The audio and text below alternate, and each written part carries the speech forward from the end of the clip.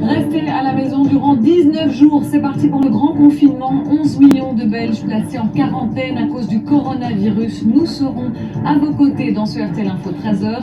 Aurélie. Yo guys, j'espère que vous allez bien. Dans ce temps de confiné, c'est le 15e jour, je pense. Ça va. Je vais pas dire que j'ai pas de morale. Je suis juste, j'ai travaillé correctement cette semaine. On est vendredi aujourd'hui, vendredi le 4, le 3. Attendez.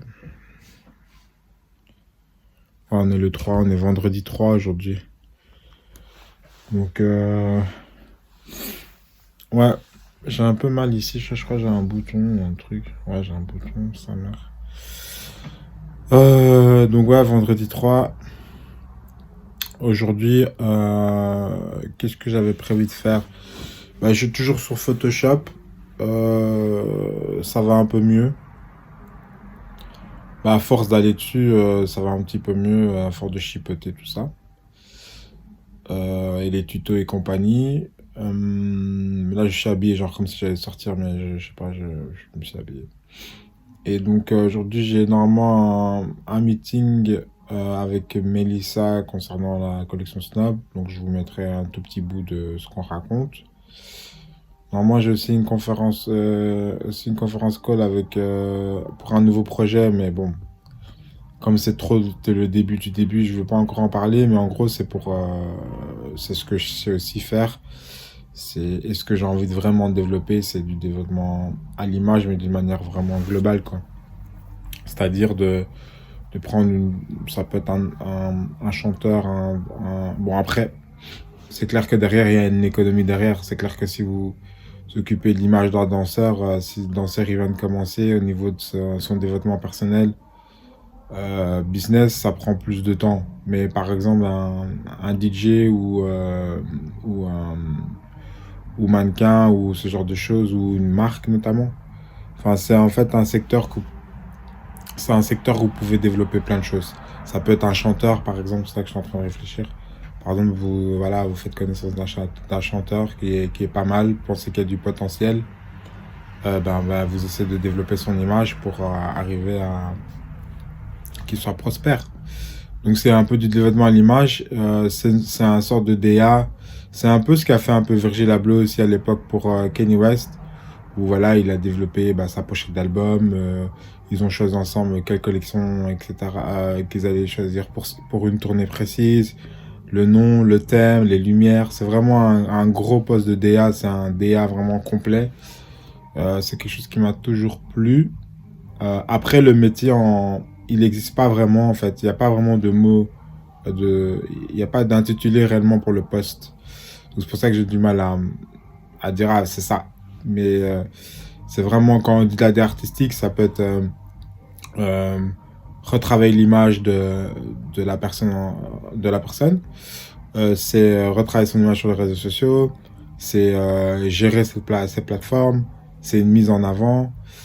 C'est des collaborations, c'est vraiment ça, quoi. Donc une mise en avant du travail de la personne, parce que la personne doit avoir quand même un talent. On peut pas faire de l'image entre guillemets avec une personne qui n'a pas de talent. Enfin, c'est compliqué. Et donc au-delà de ça, on peut créer plein de supports, comme depuis maintenant quelques mois, je commence à apprendre. C'est d'ailleurs pour cette raison que j'apprends Photoshop, After Effects et tout, pour pouvoir créer de l'image justement, et pour pouvoir proposer des choses. Et mettre en avant des choses. Donc c'est pour ça que j'apprends tous ces programmes. Je pense que l'image aujourd'hui est tellement important, et en fait l'image est liée à tellement de choses. Donc demain tu pourrais mettre en avant une nouvelle voiture, par exemple. Je sais pas, si Mercedes sort une bagnole, toi tu pourrais mettre en avant la nouvelle Mercedes. Donc c'est vraiment ça. Donc c'est pour ça que je suis en train d'apprendre le maximum d'outils pour pouvoir justement, dans un futur très proche, chipoter un petit peu avec tout ça.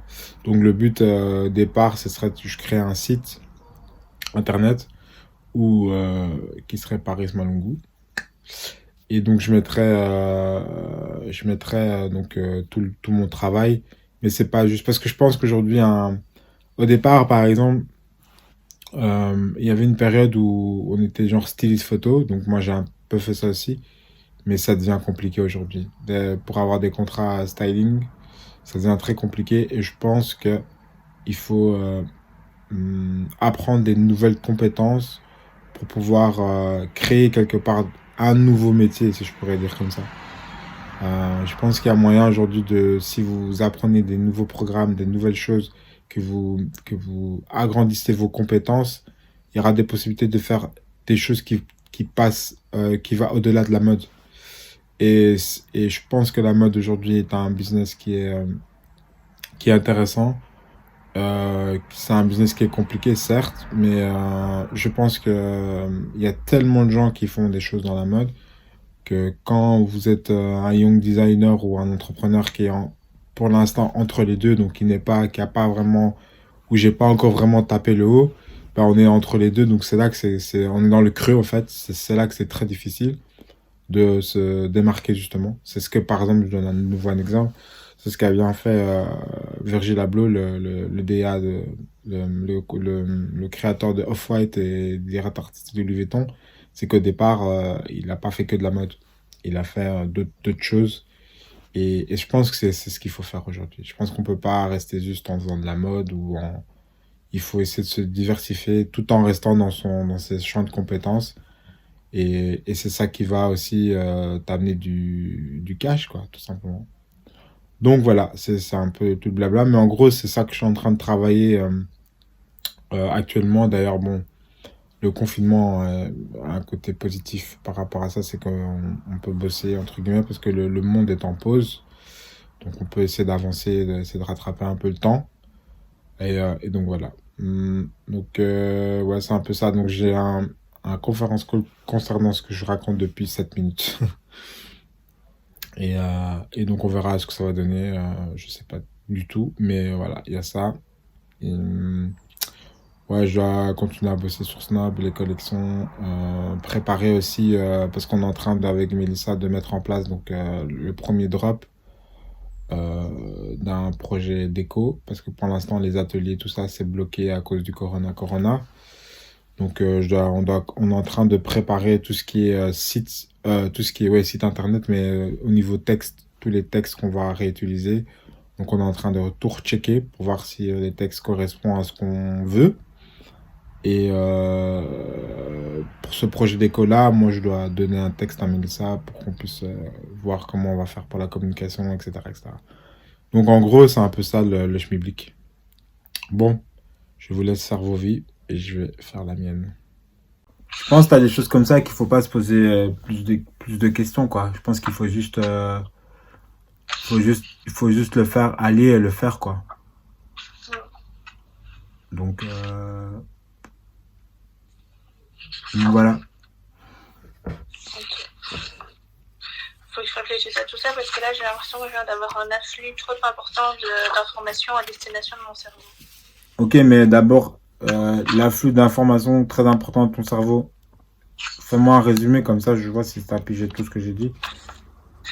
Là, déjà, premier temps, c'est veiller à ce qu'on avance avec mon frère et que la présentation de ce que tu as envoyé dans le mock-up soit bien respectée. Réfléchir à la communication. Attends, 2 minutes. Est-ce que de nouveau, tu parles nouveau comme une Ferrari là? Est-ce que par rapport au mock-up du site de Snob, est-ce que toi tu es d'accord avec les choses qui sont mises en place? Oui, ça oui. Ok, tu peux continuer.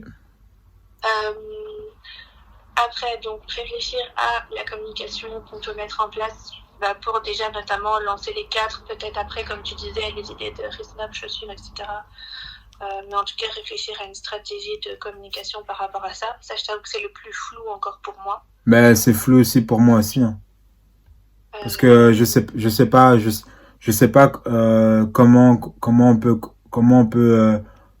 communiquer. Comment on peut communiquer sur ça d'une manière de... Enfin, je sais comment, avec comment dire... Je sais avec quoi on peut le faire. Je vois les outils, mais je ne sais pas encore la forme. Donc maintenant, il faut essayer de trouver une manière de communiquer, que les gens puissent comprendre qu'est-ce qui se passe. Donc ça veut dire qu'en fait, pour te dire déjà, c'est que le lancement, c'est un timing, mais la première communication, c'est un deuxième timing. Donc en soi, c'est 1 et puis 2 plutôt. C'est Ouais. pas plus 2, 1. Ça veut dire que cette partie-là, il faut se dire, ok, qu'est-ce qu'on met sur nos réseaux pendant une semaine pour que les gens disent, ok, il y a quelque chose qui se passe. Tu vois? Et après, la deuxième, bah, tu rentres dans le vif du sujet. Tu vois? Donc, c'est deux styles de communication à voir comment on peut faire comprendre aux gens qu'on lance un nouveau produit. C'est là que tu peux justement aller voir par rapport à chez toi, par rapport à certains produits. Et je suis sûr qu'il y a plein d'idées à voler. Il y a plein d'idées à essayer de. Au niveau communication, il y a plein de choses à prendre pour pouvoir lancer un nouveau produit, tu vois. Quand je dis de choses à prendre, c'est d'idées, quoi. Il y a plein d'idées à prendre là, tu vois. Donc voilà, la suite. Et alors, bah, pour moi, la suite, en fait, au final, c'est les textes. Mais pour moi, maintenant qu'on a discuté de ça, les textes, c'est un peu différent. Pour moi, les textes qui sont en ce moment sur le site sont bien. Pour moi, il faut des nouveaux textes et il en faut déjà 3